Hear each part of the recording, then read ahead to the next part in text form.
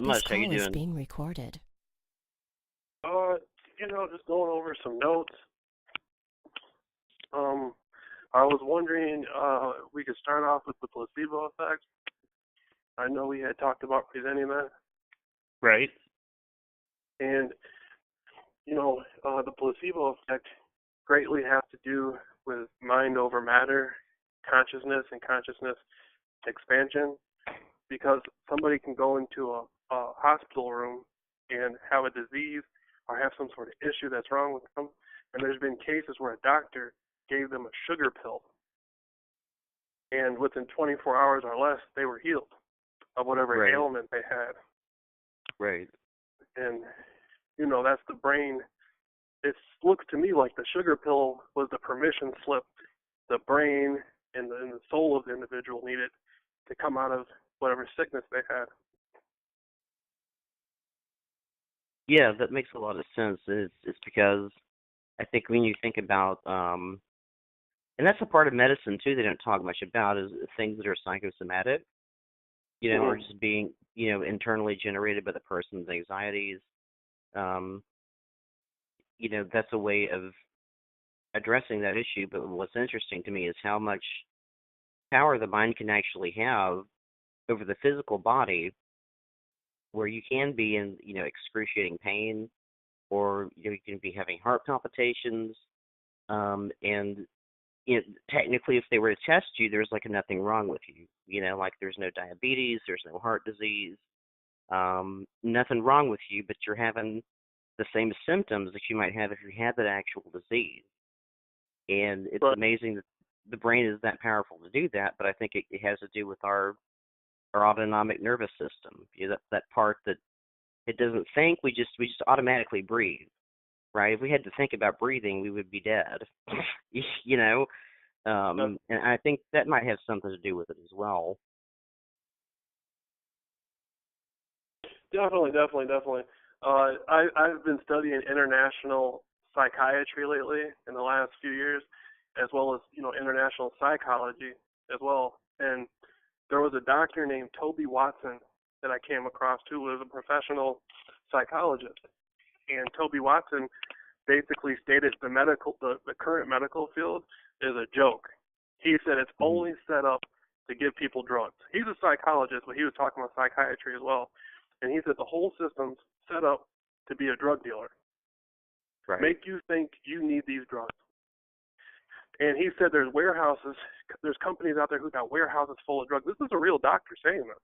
This isn't a internet researcher. This is a real doctor who deals with patients on a daily basis. And he said there's no evidence for schizophrenia. He said there's no evidence for schizophrenia. He said there's no proof of it. It's a hoax. The whole thing's a joke. And he sat there and explained the whole thing. And I listened to what he said, and I went back. I was looking at the placebo effect.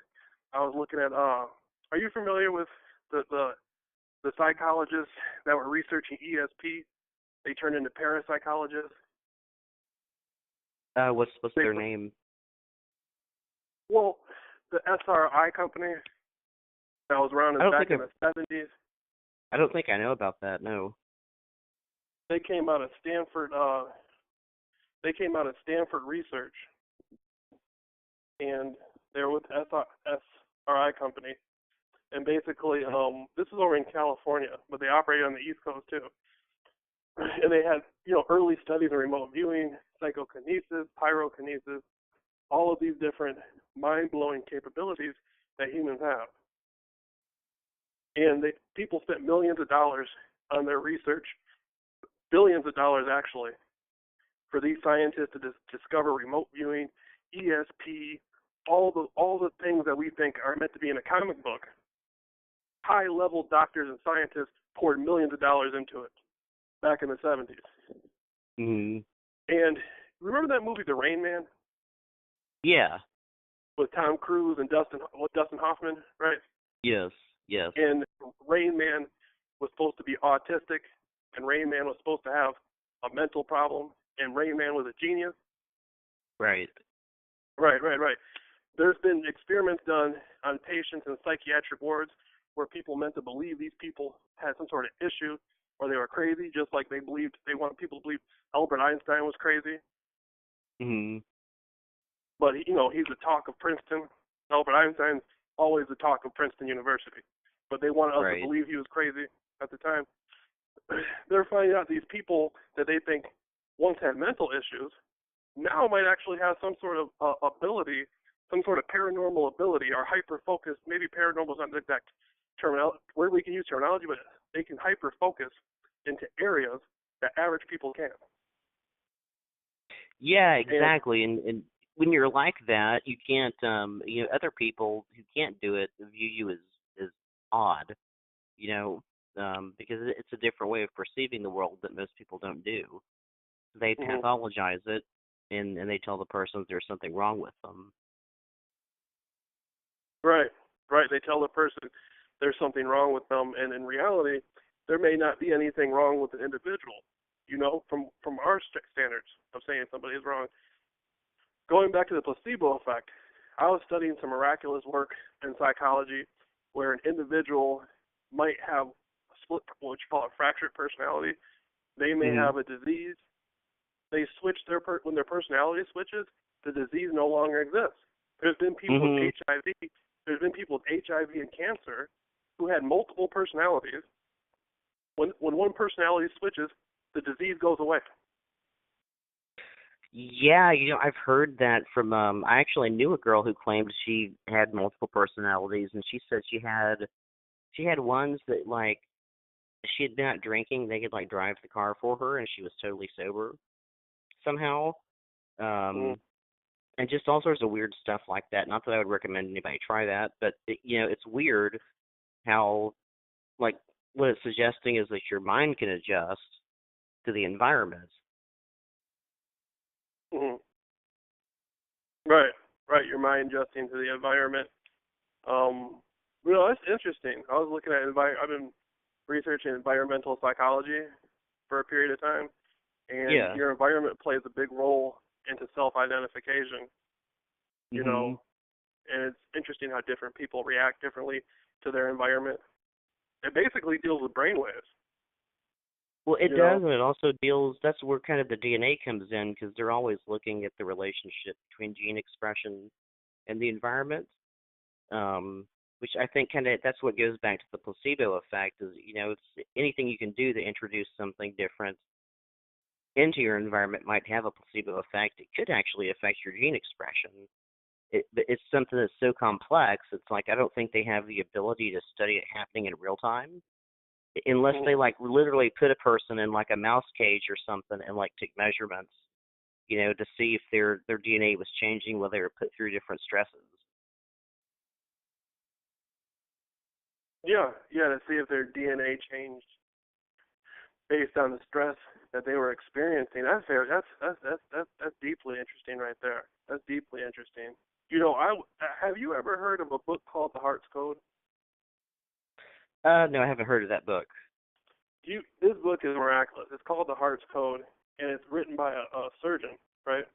And he did heart transplants for years. And he interviewed dozens of doctors, all sorts of nurses and stuff. And there's real scientific, practical evidence beyond that. It's beyond. If you read the book, you'll be convinced. There's been heart transplants done, and the patient, the donor, gave the receiving patient their characteristics, their personality. So, yeah, I've heard about that phenomenon. Yeah. So say the donor had a preference for Mexican food, the receiver, their preference would change for Mexican food. Even the sexual preferences would change. There was a woman who was a donor. She was a prostitute. The receiver woman got the heart, and she took on the sexual desires of the donor. Oh, wow. Yeah, it's a wonderful book. And going back to what we were saying about extrasensory perception, I've been just sitting back reading this stuff the last few years, and this stuff attracted, even NASA was interested in the abilities of the mind to connect with different people. What's your view on? You have like a mainstream view on See, That's I just don't that's know what you think. because see, I don't. The reason I don't know is because I mean, there's been times in my life where I could say maybe I was somewhat intuitive or like had good timing, but I wouldn't Mhm. necessarily like go hang a shingle outside my house and offer people like psychic readings or something like that. But Mhm. I feel like our subconscious processes more information than we can consciously, and it does it faster than we can. And so I think there's something to that as well, like the things that we don't know that we know or we don't know that we notice. And so to me, in a sense, the psychic realm or what maybe the researchers were doing is it's almost like a language or a method for accessing what's in the subconscious. Does that make sense? Yeah. Yeah. It makes a lot of sense. I think the subconscious, because the subconscious is still consciousness. Right. It might be subconscious, but it's still there though. It's still a part of the individual. And when we go into dream states, we work the subconscious, and I think a lot of the subconscious that we have comes from repression. We repress Mhm. things that growing up as children, we've repressed memories, we've repressed events, then we forgot that we repressed them, Mhm. and they're still there. Right. Almost like you put somebody under hypnosis, they start talking like a child again. All Yeah. these. Yeah. different Right. states different states of consciousness basically. And but the other thing too is there's so much information out there that our brain naturally has to ignore some of it, but I feel like if there's something to it that like for you're saying maybe for that reason, like something that you need to remember but you don't know that you know it, you might Hmm. see like clues around you and your brain might record those clues, and then over time they might become meaningful, and pull up what is in your subconscious. But it's I don't know. It's kind of one of those things where you have to ask yourself: do you just go with the flow, and let it kind of evolve naturally, or do you do the things that these people were doing, where you're kind of trying to force it up? Because I think that can be dangerous to an extent. Like I think you can get you might get some information, but you might not be able to interpret it because the big picture isn't there. Right. Right. Definitely. Definitely. Let me read this small segment. Okay. This is on Amazon from the book The Heart's Code. This guy's a PhD, Purcell, that wrote the book, but he said the heart is the primary generator of info energy. The heart is constantly sending out patterns of info energy that regulate organs and cells throughout the body. Every cell in the body is literally bathed in the info energy conducted from and by the heart. Since the heart is a primary generator and transmitter of info energy, it is central to our system's recollection of its life, its cellular memory. And this gets into DNA too. It goes on and it gets into DNA and diseases and all this stuff. And Mhm. basically, the primary focus of the book was that the brain doesn't do nearly as much as what the heart does. And they're finding out that the heart outranks the brain like 10-1 in most Mhm. cases. You know, and this kind of gets into the ego mind a little bit, I believe. How in the West we use the ego mind a lot. Coming out of Hinduism. Are you familiar with that? Mhm. Yeah. You know, I like I'm just thinking about I was thinking about the different physical aspects of it, like with like whatever the brain is doing that keeps us alive, and then the heart is kind of a timing signal. But then they also say that like 90%, or at least 75, maybe 90% of our nervous system is actually in our stomach. So okay, when you think about like brain, heart, and stomach, all three working together, it makes sense to me. It seems like it's a feedback system. right, right, okay, yeah, I can go for that. I haven't heard that before, but I can definitely go for it. In the Okay. and the ner- and but the nervous system has a lot of memory to it. Like we do. Take exercising for example, or working a punching bag. When you go back into the gym and if you've been lifting weights for a certain amount of time or doing a certain exercise, you don't even have to think about it. The muscle memory just adapts and adjusts to it Right. Like somebody who in karate class who's practiced a certain sort of kick, after so long, they don't even have to think about it. They can just do it. Exactly. You know, your body adapts to whatever you're doing. You know, and so it's like a good chess player can make an excellent move without even really. Sometimes they don't even think about it. They just do it. Mhm. They just jump to Mhm. it. Are you? And No.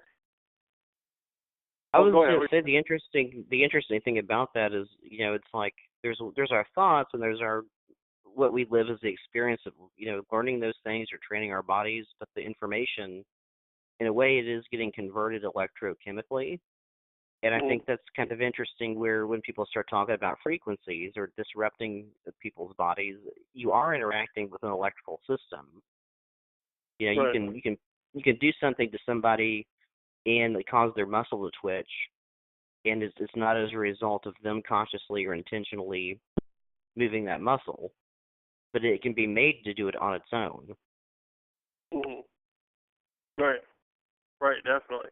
Definitely. Definitely. Are you familiar with the chakra system? Yes. Okay. Okay. Now, where do you feel the chakra system comes in at? Do you feel there's a place for the chakra system? You know, dealing with the brain, the body, the heart. All this is all this connected in some way, or? I guess I would view it as like a map. So, Mm-hmm. like if a person is feeling unbalanced, then the chakra system would give them an idea of restoring balance or what balance would look like in each part of the body. And so it would be a way of, to use it would be a way of detecting what's there versus how, you would feel if things were in alignment or if you were healthy in that particular place. Right. Right, right. I was okay when it comes to the chakra system. The first chakra, the root chakra, that seems to be the chakra that governs survival, that governs fear, that governs anxiety, that governs doubt. Basically, like a fight or flight chakra. And Mhm. to me, that chakra simultaneously resonates with the reptilian center of the brain, Mhm. which is the hindbrain. Right. An animal like a snake or a crocodile, they're fight or flight. They're in survival mode 24/7 in most cases. You know, I've seen big dangerous snakes play with little kids and not be scared. But in general, we look at the reptile as being a primal species, fight or flight, and the root chakra, to me, corresponds directly with that center of the brain. Mhm. And when people raise their consciousness and they start coming out of that, when they start going to the heart chakra or the throat chakra, they get more inclusive in spirituality. Like when you get up to the crown chakra, you're dealing with the pineal gland that deals with dimethyltryptamine, Right. and the pineal gland is actually most active between 12 and 3 a.m. That's when people have the most paranormal activity. That's when people have the strangest dreams. That's when everything that's mystical about life happens. Almost like Mhm. uh, Abraham Maslow's peak experience. Are you familiar with Abraham Maslow? Yeah. Yeah. The hierarchy of needs, and you were talking about what do you call the peak experience? Yeah, the peak experience. Like the peak experience. Most of us have peak About experiences like throughout our life, and Abraham Maslow was a big speaker back in the 60s. And he's a psychologist. He described his views on this, and a lot of people have heard of it. well, one thing I want to interject there that as you were speaking kind of came to my mind is if you were to take more of a less of a euphemistic or sort of analogous approach to the chakra system and more of a objective, like what could be the possible like trauma or attacking of those particular places. There's something about it that sounds like an allegory to me. Oh, If the root somebody's chakra? attacked, yeah, like if somebody's attacked the root chakra or this or that, and you're moving it up to your heart and your throat, it suggests that healing is getting in touch with your feelings and then talking about it. You know what I mean? Like this you, chakra. you know, We, right. Like I think financial stability is big. How am I gonna, right. how am I gonna access food? Can I go out and find something to eat, or do I have to buy something to eat, or is somebody trying to harm me? Is somebody a threat? But those things can be accomplished and overcome. I did a video about street gangs in Chicago that had $1 million investors back in the 70s, and these gang members who usually lived in an area where they had rival gang members opposing them on a constant basis, they put that away just so they could go out, clean their community, do the lawn, do the grass, fix the houses, and they had money coming in though for them to do it, but they didn't. Just like today in Chicago, there's still certain gangs. Like a lot of people turn on the news in Chicago and they watch the gangster disciples go out and kill each other, or killer rivals or whatever. Now there's people who formerly have been part of this gang who say the GD stands for growth and development. Yeah. And now they're running car washes, doing favors for their neighbors. They're not involved in anything nefarious. They're still representing their little organization, but they've moved on to educate themselves and to create a peaceful life within a negative environment. Do you know what was the catalyst for that? Was it like a couple of people just sort of setting themselves up as leaders and inspiring people, or was it something bigger? I'm not sure. I'm not sure. I've just seen some of the individuals come out and say that. There's individuals on YouTube who have, the literature and history of that organization. They're a part of it, and I've heard them come out and say they don't represent violence. They represent growth and development. They represent building their neighborhood. They represent taking care of their children, and they're serious about it too. Right. And I'm not sure what sparked that, but that's just what's been happening. It's some sort of trend going on in Chicago where people are putting down guns and picking up jobs. But the news media might not promote that, though. Right. The news media might promote the negativity, but there's people out there who've rose to the occasion of getting out of that root chakra of survival and fear and stepping up into their heart chakra and elevating their consciousness and moving forward. There's people out there, I've seen some amazing stuff over the years. What do you think about? Oh, sorry. Go ahead. Oh no, go ahead. I was going to ask you, what did you think about? Actually, I don't think I've talked to you about this. I was going to bring up again some of the DNA stuff too, because I don't know if you've heard of this lady named Henrietta Lacks, but she was famous because of the cell line that she had. She did end up having cancer, but she said the cells were the source of the HeLa cell line, which they call the first immortalized cell line and one of the most important cell lines in medical research. An immortalized cell line reproduces indefinitely under specific conditions, and the HeLa cell line continues to be a source of invaluable medical data to the present day. Now, some of the stuff I've heard about this is that people with this particular genetic component to themselves have longer telomeres than most people.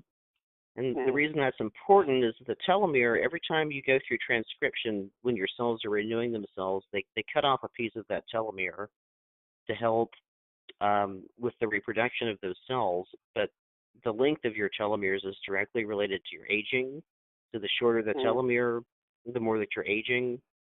And there's also some connection to this, I believe, with the research they're doing right now into stem cells also, and what they would call pluripotent stem cells, which have the ability to become anything.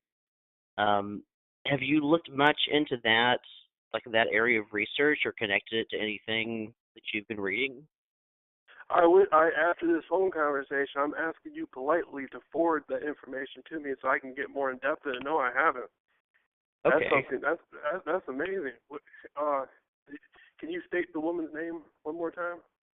Sure. Her name is Henrietta Lacks. Last name Lacks, and she was born August 1st, 1920, and she died. Oh, this is weird. She died on my birthday. Actually, before I was born, she died October 4th, 1951, at the age of 31 years old in Baltimore, Maryland. They've got a Henrietta Lacks. monument. Henrietta Lacks, yes. I'll send you the Wikipedia on her. Her occupation, this is interesting. She was a tobacco farmer.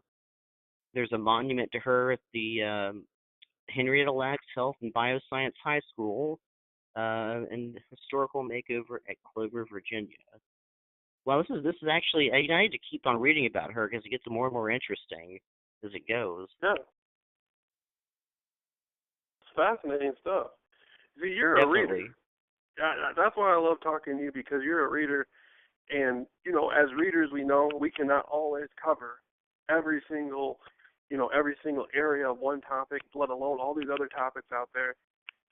So, I'm gonna definitely read into this for a few weeks, and then we can get back into it at a future date. But that's amazing that she passed on your birthday. It is really strange, and the reason that I feel a connection to her is that I won't go to detail, but I was told by some people that I might like have that same thing going on with me. Mhm. Um, so it's that's her name is always stuck in my mind, and I've always kind of wanted to. Have you ever done like one of those 23andMe tests? Like I was really tempted to do one of those to find if I could see anything unusual, but then I got kind of freaked out about it because they do sell our data. That's been verified. They were actually selling our data and saying that they weren't doing it, but I've been Say it one curious more to take time, one of those. please. 23andMe, they were like, they do that ancestry test. They'll tell you like what, ancestors you have, like who you're genetically related to by like, you could be like 5% West African, 10% Jewish, or something like that. And I want to take one of those tests, but I kind of also just don't want to give them my DNA, and I don't know why. I'm probably just being paranoid. But I was just curious if you'd ever had one of those tests done. No, I haven't, but that's brilliant. I've known people who have went and gotten DNA tests, Yeah. and they found out that they were part Jewish, or their family actually came from the Middle East, or there was one woman. I seen a commercial for that Ancestry.com, and it was a woman. She thought she was Italian, and she was really Spanish. Her family actually went back to Spain or something, and Mhm. especially for people of European descent, that where their name was changed coming through Ellis Island. Uh, Right. my mother's side, I have relatives who come, who came from immigrated here from Europe, and I've been looking at it, and there was probably, there might have been some name change or something that occurred. That happened a lot to people people who had like long names. Basically, their names were changed on them, and a lot of people lost their history, lost their heritage. Right. Right. Exactly. They've completely lost their surname. Yeah, lost their surname. There's people who are African. There's people who classify themselves as being African American, which is a little funny to me because the word African comes from the Roman general Africanus, and American comes from America Vespucci. So when you say you're African American, both those words come from a white man. So it's kind of funny, you know what I mean? That's always Right. been fun. That's always been funny to me. People say I'm African American, but both the names come from white European people. Which doesn't if you know it, which really isn't a big deal. Just know your history, right? But Right. a lot of people will think that there's a lot of black people in America who think they're actually from Africa, and they're not from Africa. There's people in America who are black. They never came from Africa. Some of them did. There's black people who were here the whole time before the settlers came. There's black people who who are from the islands, from Indonesia. There's black people who are from other places of the world besides Africa, and they Right. got here. They came here different ways. Most black people actually, there's a lot of black people who did not immigrate, who did not come over on slave ships. And that's one of the things about Ancestry.com and the DNA trace that I think is fascinating, is people are finding out, what their roots are, what their heritage really is. Yeah. Yeah. Because it can help you tell. It can help you tell a different story. about Right. what was like the hidden part of the story, especially if what you're saying is a lot of people, because of what we're taught in America about like the slave trade, and then there was the Civil War, and then this happened, and then there was Jim Crow, and this is like the movement, and you might have a lot of people saying, well, I know that I must have come here, it must have been that my ancestors came here from Africa, which Yeah. probably a lot did, but there could be a whole other migration that we don't know about that nobody talks about. Right. Because I'll be sitting there. I'm an educator, and so I'll listen to college students who even have PhDs, and they'll be saying, I'm black, and I'll say, so you're a color? You're a color? What color in the are you black? Are you green? Are you blue? Are you a light-skinned orange person? What color are you? And I have relatives. I'm black. My father's black. I have relatives who say the same thing to me. I had to sit down and explain to them how life really works. I say, you're not a color. You're not a color. If you didn't immigrate here, what country is called black? What country is called white? You didn't Right. immigrate here from the crayon box. What country did you come from? You didn't immigrate Right. here from a crayon box. Black didn't become popular until James Brown came out with that. James Brown came out with, what's my name? I'm black and I'm proud. That James Brown made that popular. But I say, you didn't immigrate here from a crayon box. What country did you come from? You have to have a national identity and national origins. If an Irish Terrier ends up dead, what country did the Irish Terrier immigrate? Ireland. A British Bulldog. The UK. Even dogs have nationality. Okay? Right. And so you got to realistically break it down. Africa was named after a Roman general. So we're at a place where people don't even know where they're coming from anymore. People are talking about they're coming from crayon boxes now. Right. It's totally what's covering up is it's covering up the economics and the migration patterns of colonialism, I would think. Especially when we had like the spice trade. I have a feeling a lot of migration took place because of that. But all that we get taught is sort of the British American narrative about it. Right. There was this Right. big, concentrated, traumatic thing going on, and this is all that anybody needs to know. And they're not talking about the patterns of migration that were resulting as a result of their economics, basically. Right. That's something really fascinating. Yeah, we'll have to read up on some of that too. Right. Right. It'd be really interesting.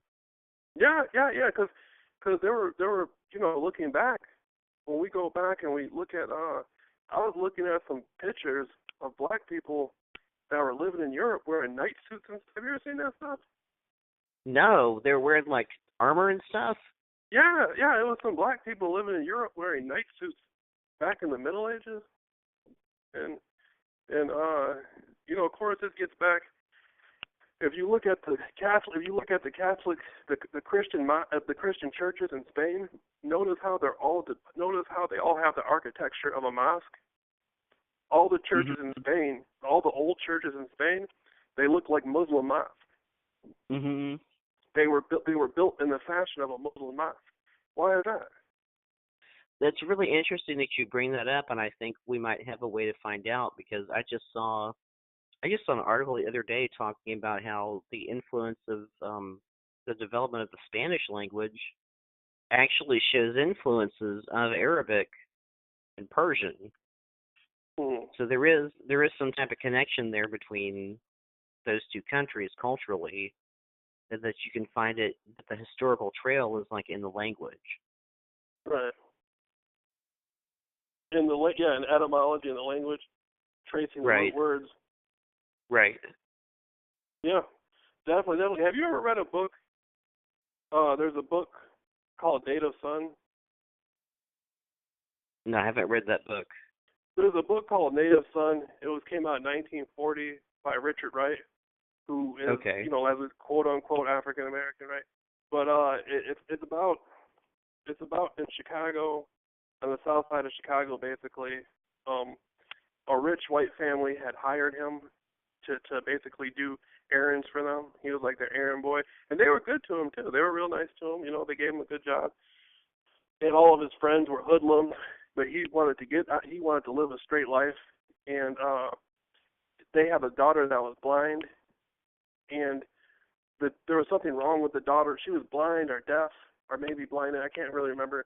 but something happened to her, and the people, the house he was working for, they were like communists or something like that. Like his friends, the younger white people that were around him, around his house, they were communists or whatever. And it's been a while since I read the book, but he actually killed the girl. He wanted the girl. The girl was making a bunch of noise, and he went up there to get her to be quiet. And he was scared that he was in. Then he was in her room, and they heard him. They heard somebody in her room, so they were going to come check on her with all the yelling. So he got scared and killed her because he didn't want to get in trouble for being in her room. But he wasn't in her room to hurt her. He was trying to get her to be quiet. Then he ended up chopping the girl up and burning her in a fire. And then everybody found out that he killed her. And so now it turns into the black guy raped the girl and killed her type of thing. You know what I mean? And the book is interesting, man. It's an interesting book. But the writer of the book, the writer of Native Son, he was writing books about the Moors and all that stuff. Mm-hmm. Way before that, he was writing all sorts of books back in that era. So the history of black people in America and stuff, that's been something, you know, a lot of people come on the internet now and talk about it, but that's like an old subject. Actually, people were talking about that, you know, back in the early 1900s. Right. Huh. You know, I've got to read that. That sounds, yeah.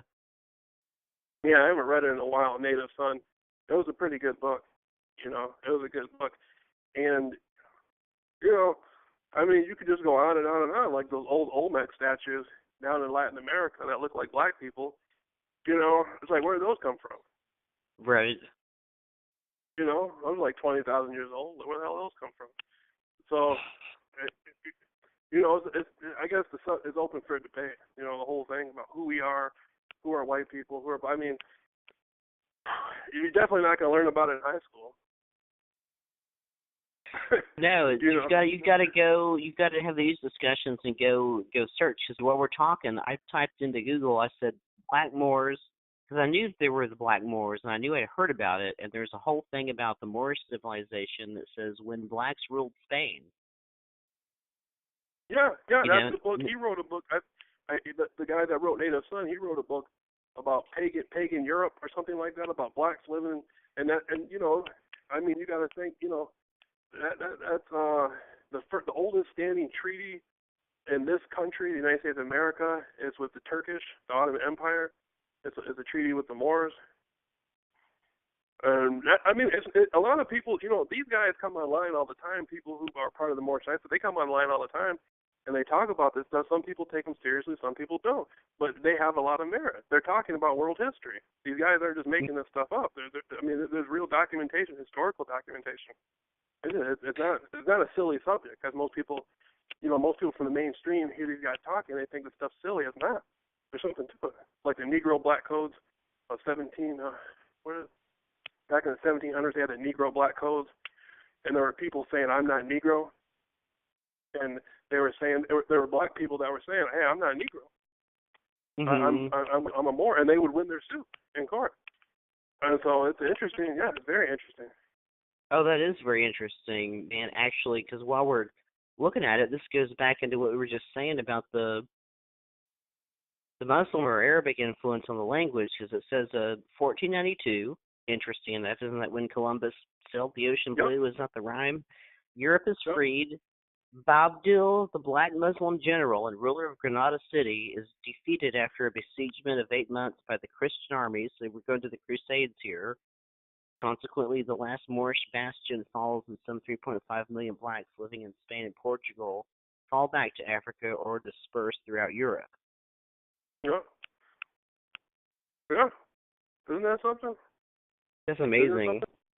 Then you got that Chinese sailor who there was a Chinese sailor who was a Muslim. He was a Chinese explorer, and he was in East Africa.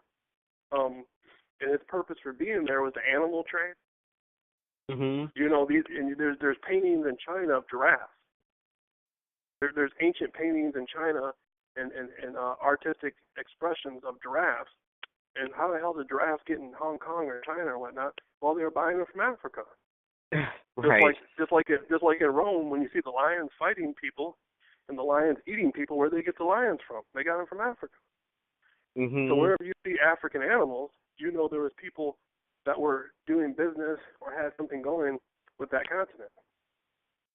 And they've been finding, yeah, they've been finding birds from China and South America, and all sorts of creatures from all over the, from Africa and different sorts of places. But this Chinese explorer, they intermarried too. In China today, there's black Chinese people that came from that ancient explorer explorations. He was bringing black women back to China and whatnot, and he was a Muslim too. Mhm. He ended up becoming a Muslim. Yeah. It's like historical forensics. The more that you dig into it, the more that even things today are starting to make sense, because you just kind of see step by step how one thing led to the other. Mm-hmm. Yeah. Yeah, definitely. Definitely. And it goes back, it goes back to the education that we've been getting is wrong about who we are. Because you got to think about it. These universities on the East Coast were there before the country was even really founded. They're saying that the country was founded as in the United States of America, 1776. I mean, you got colleges on the East Coast that have been there since what, like the 1400s, 1500s, 1600s? Like Harvard's older than the country, isn't it? Let me see how old isn't Harvard? Like Yale and Harvard are older than the country. Look it up. Look it up, man, because I don't remember. Oh, we should be voting for the president of Harvard. We should be voting for the presidents of the college. They've been here longer than the country. Right. I just love listening to Harvard. Are you familiar with law? Wait, familiar with you just called it law? Yeah. Harvard was established in 16. This should stimulate. This should be some conversation brings stimulation.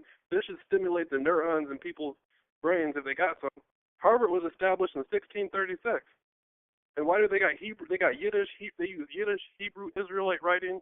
They were established in 1636. Their motto in English is truth. Isn't that amazing? That is pretty interesting. I'm looking at the Harvard Corporation. Is its first charge the Harvard Corporation here since 1636. The Harvard Corporation, exactly. Do you realize? I mean, that goes into that whole thing about admiralty law. There was religious law and admiralty law, right? Maritime admiralty law. Yeah, and everybody's arguing about it, pretty much. And some of that has been, as at least when we're told, for revolutions or separating from certain countries, in some sense, was to get out from under their ways of defining the laws. I mean, that's why you would write your own constitution in the first place, is to change how the law is going to work. But it's almost like all this stuff has been done based on principles that were developed while these mass migrations and sort of colonial escapades and crusades were happening. Because the victor always kind of defines the law, we have to say, pretty much. But you see these sort of mutations of it. And I feel like in America, we were taking that and we were rewriting it for our purposes and saying, no, we're not going to follow this exactly this way because we do want to be separate from Britain. But, when you look at what we did, there's still evidence of our connection to them in the sense of the conquest that they had been on. So a lot of these conquests with these different people, sort of law had already been established, which I guess was what was important about this country, is that we took all of that and we said, probably just by sheer force, we just said, no, we're separating ourselves and we're creating our own version of this. And so most Americans, they get, I don't want to say brainwashed, but we grow up learning about the bicameral system, and learning about the way that we do not common or admiralty law, but what we would say, I don't know what the word is for like the law that they say is not that. Because how there's those people that they'll go and they'll have they get caught drunk driving or they did something and they're like, well, you can't prosecute me because under admiralty law, blah, blah, blah. Yeah, maritime admiralty law. Right, but it's like, just how some regular citizens usually can't use that. But if you're making a really sophisticated legal case about something, you might be able to. Yeah, I've But done it. it I've gets used it before. Like you can reserve your right to not be held by any unrevealed contracts.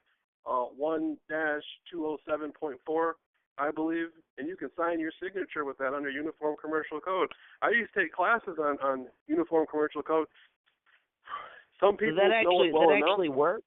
It worked for you. It actually worked. Yeah, if you know what you're doing, I wouldn't go into a courtroom and attempt to use it unless I really believed I had a good handle on it, because they'll try to get you in even more trouble because they might, but they know what you're talking about though. A judge is going to know what you're talking about. You're talking about common law. Okay. And see, a lot of people don't realize the law was set up on pirate law because, again, these were maritime colleges, like Harvard and all these colleges. Originally, they were maritime colleges. Like the University of the State of Michigan was set up to be a farming college. People went to the University of Michigan to study farming because Michigan has a lot of farms. So these were colleges set up like the original pirates were experts on maritime law. They depict a lot of pirates as being old drunks and stuff, like the Johnny Depp from the island, the Caribbean island, and all that stuff. But in reality, these guys were experts on law and math. They were, they could read the stars, navigate their way. Pirates had to be really smart, and so these were pirate colleges, and so that's what the law is based off of, pirate law. And that's amazing. Wow, that's amazing. Yeah. And so based off the country is based off of pirate law, basically. And that's why all these maritime colleges at the East Coast, they were educating people to go out and run the world, And didn't that seem like part of the problem? Like the way they've got us trained, we've got our perception of the law, but it's like they're still living in the 1600s. They're like, we've still got our secret pirate law, but you have to be in the know. You got to be one of us, either elite or very educated, to play at our level. So most people should be like you said, you got to use the UCC, but it's because you were educated. Most people would just be like, I have no idea. I'm letting my lawyer do everything. They would have no idea it was an option for them. Yeah, well, they don't even know when you step in. First of all, when you go into a courtroom, if you're supposed to ask for permission. If you go into a courtroom and you put your hand on the gate and you pass the bar, you're supposed to ask for permission to be in there. First of all. Second of all, the flag. This gets in. The flag has the gold fringe. That stands for Maritime Admiralty Law, the law of the water. That's a military flag. So that's not the original flag of the Republic. It's a complex subject. I'm not an expert on it. There's a lot of people on the internet speaking on this subject. I would never give anybody legal advice. I would never tell anybody to try any of this. That's your life. Do what you want with your life in whatever court you got to go to. I ain't got nothing to do with that. But I'm familiar with the subject, though. Right. So no, it's like it'd be a whole separate show. I mean, this is something that you can get a lot of people to weigh on this. It'd be really interesting. Yeah, they don't like people. They really don't like people talking about it on the internet. And so it's not a subject I'm familiar enough to speak with to an audience or listeners. I'm just familiar. It's a subject I'm familiar with a little bit, but I'm no expert on it. I know enough for me, and that's good enough for me. But the country, the country as a whole has so much history. Like when you look at now, are you familiar with lawyers? Like you ever like F. Lee Bailey's? Are those old? Hang on a second. So you said F. Lee Bailey? Yeah, F. Lee Bailey. It's like I know I've heard the name, I know the story, but it's like I'm old, so I've got to refresh my memory real quick. Okay. Yeah, that's not. And going back, I just want to leave a side note on that.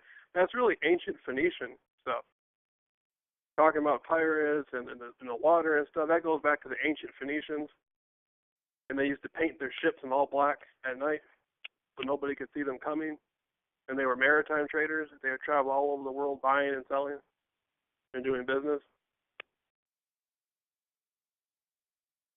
Okay. What's the connection to F. Lee Bailey? F. Lee Bailey. Yeah, Yeah. I thought he was I thought he was a really cool lawyer. He was like a '60s lawyer. Oh, wait a minute. He was the guy in the O.J. Simpson case. Yeah, F. Lee Bailey took the Simpson case, which was like Okay. I think that's been one of the biggest trials in recent years. The Simpson case, and Yeah. F. Lee Bailey was he had the Simpson had the dream team. F. Lee Bailey, Johnny Cochran, and all that stuff. That was a dream team right there, boy. They could have beat any case. Did you look at his the summary of what Wikipedia says are his notable cases? Because he did the Patty like Hearst case. yeah, the Patty Hearst, the Boston Strangler, Korean he Airlines represented Richard DeSalvo. The Boston Strangler. He represented Richard DeSalvo. I didn't know that.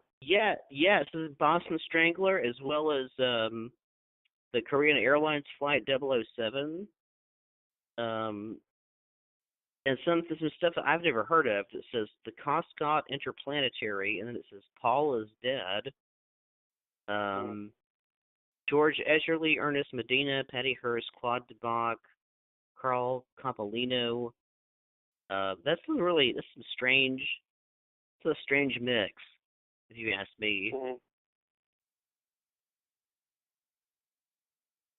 Right. Yeah.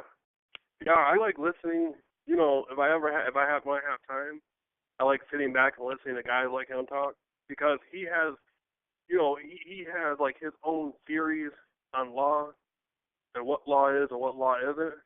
And if you can train your mind to think like a lawyer, you can really get a lot of advice out of those kinds of guys. Not just about law, just in any area of life. Learning law or learning math or learning science, it can help you in any area of your life. Right. That's the fun thing about learning is you don't have to be a doctor to study medicine. You don't have to be you don't have to be a prosecutor or an attorney or a judge to study law. You can just study it just because you enjoy studying it, and the benefits are tremendous.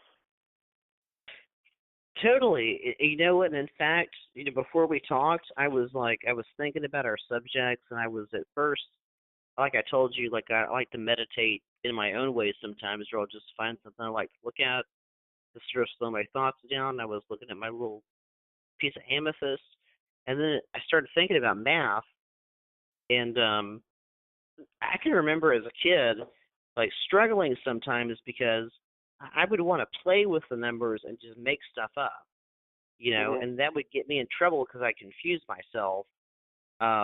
But I was sitting here and I was starting to think about, what if input was connected to output, and what that leads to is that function that is connected to computer science, where you've got like you take a number, you square it, right, and then you take the result and you put that back in as your next input. So like 2, 4, 16, 256, etc. Basically, you input one into the other, that you get the range equals the domain, because everything is really just a factor of 2. And if you look at it on a graph, what they did in engineering is they let that, I believe, represent an analog signal. But I wouldn't have thought about that or done it if I wasn't just sitting here playing. But I let myself sit here and play with it, and then I used Google to educate myself on what it was that I was putting out on this piece of paper, and go, okay, this is something that, as a child at some point I probably was taught, and for some reason today it's finally actually making sense to me, even though it probably didn't when I would have taken a test on it.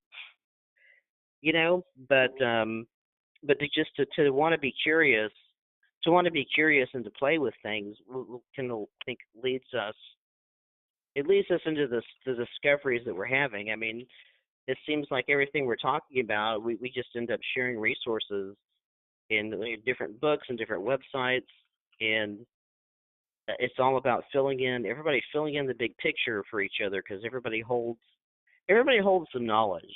You know what I mean? Everybody's knowledge is important, and the more that we share what we know, it's like we're all teachers for each other. Right, right, definitely, definitely. Like Bruce Lee said, all knowledge is self-knowledge, and Bruce Lee also said, knowing is not enough, we must do. And, Right. I believe that's absolutely true. All knowledge is self-knowledge, and knowing is not enough. We must exercise this knowledge in some area of our life, at whatever capacity we can. You know, Yeah. and I'm a high school dropout. There's a lot of people out there who have far more knowledge than I do.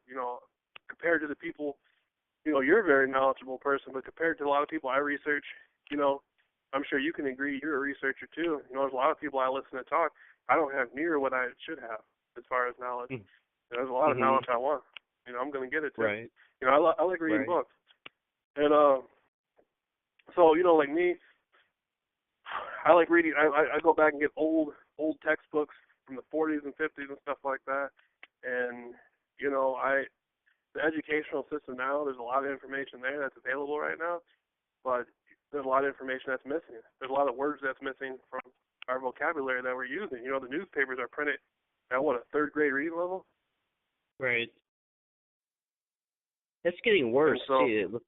Yeah, yeah, it's getting worse. technology. The newspapers are printed at a third grade reading level. They You are, and know, they're hiring people who can't spell or who don't edit because I did it. My mom just told me the other day. I was talking to her about this, and she was like, "It's happening everywhere, even in the books that I read." She said that she's had books where the person is trying to talk about, let's say, plural, like a group of women were standing on the corner, and instead of saying that, they'll say a group of women, and it's like they don't know that women is the plural of woman, and they'll just write it that way and leave it like that. And I right. see them doing that stuff and not spelling things and being ungrammatical, and I'm just like, it even for me to get back into reading too, because for a while the internet was really great, but the more you're into it, the more you're like, I can't concentrate on this. This is too long. It's on a screen. Maybe I need glasses, but it's like to read some things that are really in depth. I mean, I just won't even do that anymore on the internet, and I feel like what's really important is to start You, using it as a. right. Sorry, what? I don't even know what's going on anymore in this country because I don't know what's going on. Something's going on because I had took a tour of the governor's mansion one time in Mississippi in Jackson, and I really enjoyed it. It was beautiful. The tour people were beautiful. The workers down, that's a really beautiful state. They got beautiful workers. The police are extremely friendly. I remember talking to a cop for like 45 minutes. He was so nice and friendly, and I really loved it down there. I got into a conversation with somebody. They were like supposed to be an expert on the Civil War. I'm sitting there talking to them, and we go from how Professor Thaddeus Lowe started the aeronautic team for Lincoln during the Civil War. Jefferson Davis and the Confederacy had their aeronautics team, the air balloon team, during the Civil War, and for the purpose of pictorial intelligence, which I thought was fascinating. But then we get into another conversation about Lincoln and the Secret Service, and these people didn't realize who the guy who started the Secret Service, Lafayette C. Baker, started the Secret Service during the Civil War. And I'm like, you're supposed to be a historian. You don't even know the background to the Secret Service. You don't know about the aeronautic stuff. The history books, are failing us. Barnes and the history books that come through Barnes and Nobles are good. I go to Barnes and Nobles, but people got to get back and see what these people, the authors and writers that were around during the Civil War. People need to be listening to them. Mhm. And I know what you're talking about. It's a national disgrace, is what it is. Yeah. And I mean, I'm just sitting here amazed too because what you just told me, I'm like, we all think, well, nobody was doing anything aeronautical engineering back then. But then we treat the development of the airplane. Frank, the first guy who did it, and for some, I'm sorry, I'm having a brain blip. I can't remember his name, but it that didn't just come out of nowhere spontaneously. I think would be the point. But Right. it's treated like it is. Mm-hmm. Right. Right. Right. Wow, that's wonderful. That's really wonderful. Yeah, it's treated like it is. Wonderfully said, wonderfully put. I, it's harder. It's harder. One of the things I've been starting to notice, it's harder to find real bookstores. Right. It's harder to find real bookstores. You remember the traditional old mom and pop bookstores? Oh yeah, man. I used to love. I mean, I even love some of the big ones like Borders, but when I was living in Austin, we had a lot of indie bookstores that were just run like mom and pop shops, and they would order the stuff for you that was not mainstream, or sometimes they just have it for you, you know, um, and that's been taken away, and it's almost like now you have to know what you're looking for to find it, and then if you're going to go on Amazon, you've got to know what you're looking for, to type it Right. in, whereas yeah, you could just explore. You could explore when it was physical. You could just go through the stacks and go, "That's a Yeah. weird title. I'm gonna pull that off." Yeah. I was dating some girl, and she had a car, and she came and picked me up, and she said, "Where do you want to go?" I said, "I want to go to the bookstore." And she said, "Well, I don't know where any bookstores are." She said, "I'll look at my phone." She said, "There's Barnes and Nobles," and she said, "That's it. I don't know." I'm like, "Well, I'm like, wow, that's crazy. You don't know where any bookstores are? You know where the library is? And that's where we're at. People Yeah, just want to go out and people just want to go out and get drunk, and that's that. People don't even know where the bookstore is anymore. right, exactly. They got to Google it if it exists. And I But think they replaced Googling with, in a way, they short circuited things and tried to replace Googling with reading or Googling with knowledge, because there is that moment where something is urgent and you just want a fast answer, right? But mm, then they took it to where maybe if you're lazy or just not feeling good and you can't get to the library, you could Google something and get the information without going there. But what happened uh, over time, that's how it was for me as a student. But over time, it got to where the other input of still going to the bookstore and getting ideas by stuff I'd seen started to get taken away. So you had no outside stimulus telling you to search for something. You only had your own thought of, oh, I need to search for this. mm, yeah, yeah. No outside stimulus. You just had your own thought to search for it. Yeah, have you ever seen how have you ever seen how if you start looking stuff up online, there'll be advertisements that pop up right next to it over and over Oh again. yeah, that all the time. Yeah. Right, right. That's the craziest thing I've ever seen. That's why, like, I like going on the internet and I like using Google to look for stuff because it's very easy. But then when I got an old American edition of Family Encyclopedia. I'll be reading it, and I'll get more information out of an old encyclopedia sometimes than what I can Google. Because even with Mhm. the dictionaries, I use 1828 Webster's dictionary instead of the regular Google dictionary, because the Webster's 1828 dictionary will give you a far more in-depth definition than Google ever would. Right. Then you got to sit there and explain to the people if you look for a word on Google, you got to tell the people in there what it means. There was a word, Rotarian, which means universal, and Googled. I was looking for the definition, and one of the little dictionary things that came up on Google, they didn't have the definition for it, but Rotarian was a well-used word at one time, and they didn't have it, and I had to sit there in the comment section and explain to the people what I was talking about. Oh wow. Yeah, I just used the 1828 dictionary. You get more information out of it.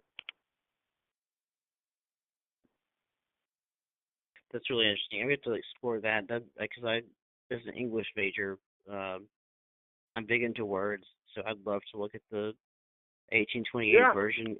Yeah, especially because Rotarian, I mean, to me, there's like the associations that are built over time too. Because I might think to myself, well, that must be a person who speaks at the Rotary Club, right? It's like might be what I'd tell myself if I didn't know the definition. Mm-hmm. And then you have to think to yourself, well, why is that? Like why is it that some other aspect of society is the thing that's most closely associated as being the definition, of that word that you would first try to create for yourself, Right. versus just Right. going and knowing what it actually means. You know what I mean? Right. Right. I was learning a tremendous amount of information from Kabbalah research. Kabbalah research. I was studying Jewish mysticism, and Mm-hmm. Jewish people, the Jewish people that research and provide Kabbalah for, especially for Gentiles. God, the words and terms they use. I mean, I've come across words I never even seen before. Right. You know, and I'll sit there and research. Are you familiar with Kabbalah? You know, I know about it, but I actually have never sat down and tried to read it, and I think that's probably because I just didn't want to. Probably just avoided it for some reason. Yeah, Kabbalah is the bomb, man.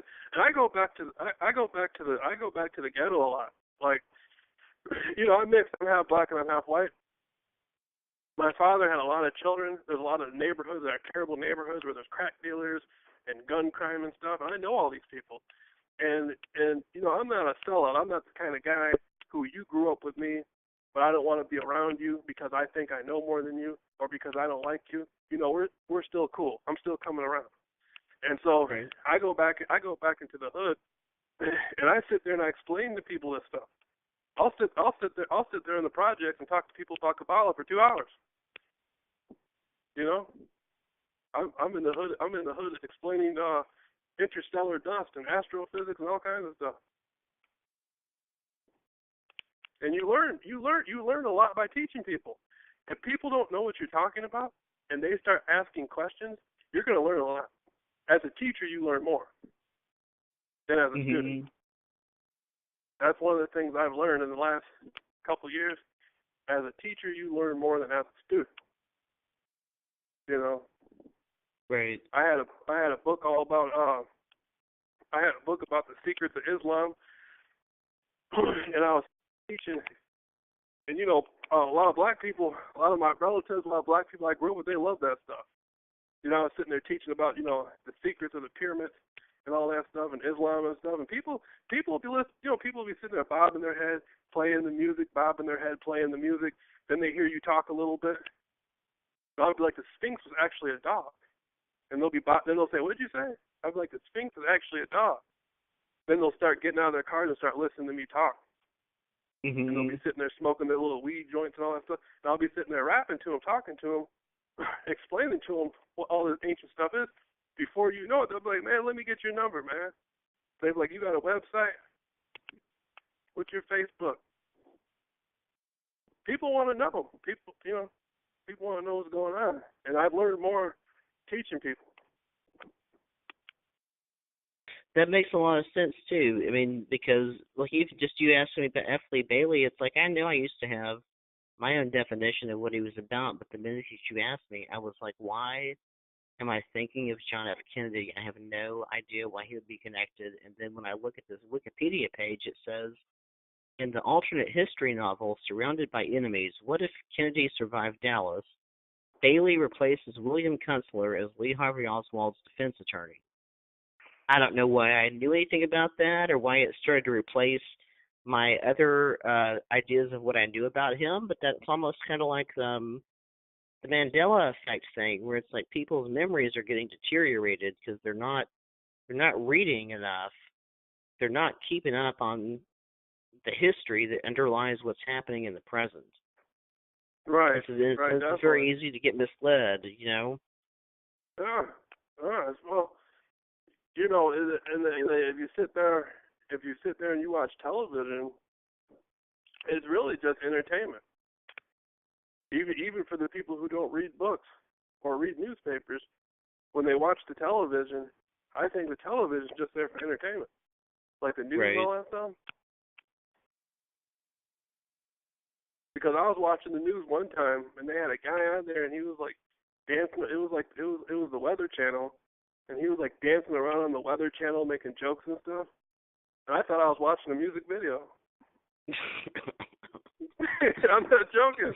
I was sitting there watching the Weather Channel, and they had some guy dancing around with all these, dancing around like some sort of clown on national television. I thought I was watching a music video. I turn, I like watching older shows like have you ever seen that show? Remember that guy, the big guy who used to dance, Rerun? Yeah, Rerun. Was on What's Happening? Yeah, What's Happening with Roger and Dee and all that. Yeah. Wasn't Dee the mother in Friday? Oh, I don't know. I always thought Dee was the mother on Friday. But you used to have to watch comedies to see people dance around like clowns. Rerun. I loved Rerun. Rerun was cool. But he, big guy jumping around dancing. He used to do the robot and break dance and all that stuff. I thought that was really fun to watch Rerun. I used to watch reruns of Rerun years ago. Right. And then you don't even got to watch Rerun anymore. Now you can just watch. You can turn on any mainstream channel. You can just turn on the news or the Weather Channel and see people jumping around like that. Right. It's pretty. Isn't that crazy? Everything. There's too much There's too much entertainment. Right. Right. Everything's got to be slick. Everything. Yeah. There's too much. People are too over entertained. I think. Because I remember I was growing up. It seems like everybody talked about what was on television, and nobody really talked about what they thought. And you can see, and people talk about what they saw on a television set, and they don't talk about what they think. I stopped watching TV one time I stopped using phones, televisions, computers one time for like 3 months, and I was so scared I started watching TV again. Oh, really? Yeah. I stopped using electronics for 3 months, and I started looking at people, and I was looking at somebody's house, and I was walking down the street, and I was looking at, there's some guy, you can see the television lighting up in his living room, and he was sitting there in his house watching television, and I thought that looked so strange. If you went back in time and took some people from like 300 years ago and brought them here, they wouldn't want to stay here. Right. That would freak them out. That totally freak them out. People walk down the streets talking through technology that they hold in their hand all day, and they watch basketballs bounce around on electronical projection systems and stuff, and they don't really, they can't read that good, and they work on computers. They lost their job and they work out of, it wouldn't really make sense. No, it would be. Just even the idea that first of all, the type of energy can be harnessed, to do what it's doing, I think would freak people out. And then to see, the sort of remote communications, I think would also freak them out. Even though back then they probably would have said, they might have felt like they had a dream of, we wish this could be faster and more instantaneous. I think if they saw how it was being done, they kind of might pause for a little bit. Mhm. Right. Yeah. It's a trip. It really is a trip. It kind of makes me think of those wild, those native indigenous people that live deep in the jungle. You got to think, why would they want to come out? Right. If I lived in the jungle, I don't think I would want to come out for this.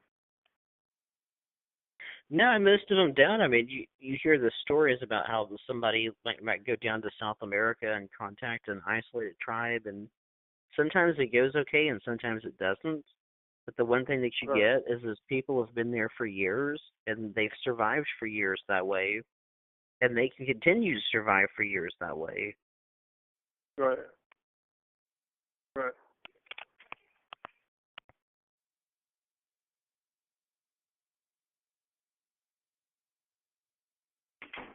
Yeah. Well, hey, man, do you want to, do we got more subjects, or do we want to kind of call it for this one, just for now? And kind of I'm sorry. I'm sorry. I didn't answer back real quick. Somebody was yelling my name from across the way.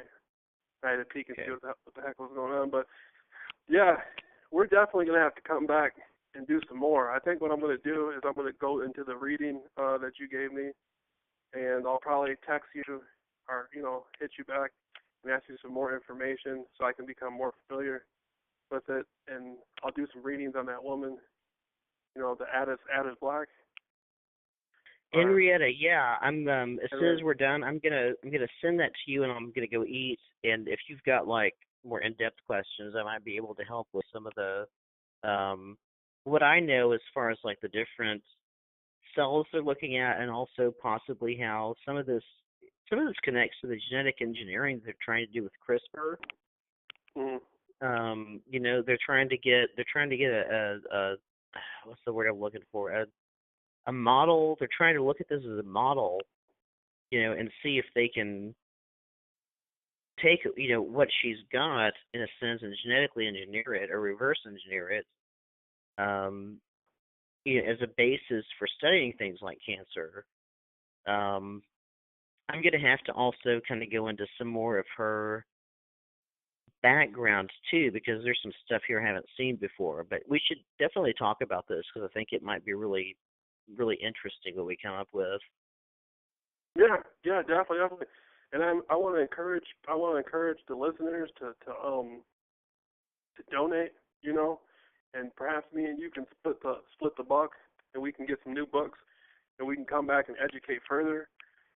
I'm in a position to where I spent years educating people, and all sorts of obstacles and challenges have come my way, and I get all sorts of praises all the time. People leave comments saying, thanks, Jameel.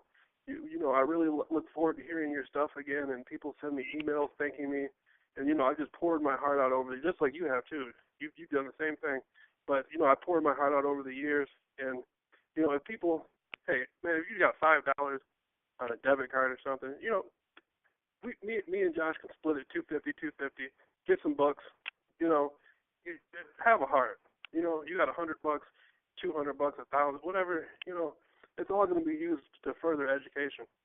Anyway. And and if you guys have got any ideas about pieces that you know of and books that we should read, definitely drop a comment and say, check this book out. Because if nothing less, most stuff you can get from your library. And if they don't have it, you can ask them to order it for you. And if you've got, cool librarians, most of the time they're going to do that. So don't ever feel too like money has to be an obstacle, because you can always just use your county resources, because that's your right to go in there and request that they order those books for you. Right. That's your right. And we have all sorts of expenses that creep up on us.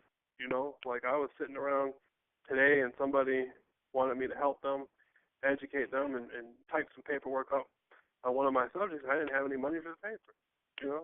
And so and Josh, you've been so helpful over time with me, and we just want to leave people with that incentive. If you got a few bucks, throw it in the pot. Don't take your $12 and go down to the movie theater and spend it watching that riff-raff. Donate money to education. Donate money to education. Go throw your money away at some bar somewhere. So we can get some books with it to help people. Yeah, a little bit goes a long way. Right. $5 is not that much if you think about it. So, well, hey, this has been great. Do you want to just let me? I'll send you the information. I'll send you that article. Then I'm gonna run out and get some food. And when you're done reading it, if you've got any thoughts you want to share tonight, or if you need to process, that's cool too. But yeah. Oh yeah. We'll be around. I'll be around. We can talk later, and hopefully, maybe somebody will, want to donate or something, and hang out with us or something. Who knows? But I'll call you. I'll hit you up later on, and then you'll give me the name of the book, and then I'll get into it, and then we'll talk about, next time we come back, I'll be up on the subject, and we'll really be able to put some work in. Okay, Jameel, that sounds awesome. It was fun talking to you. Okay, Josh, thank you so much. I know all the listeners, thank you, and we'll talk soon. All right, thank you too. Have a great night. You too. Bye.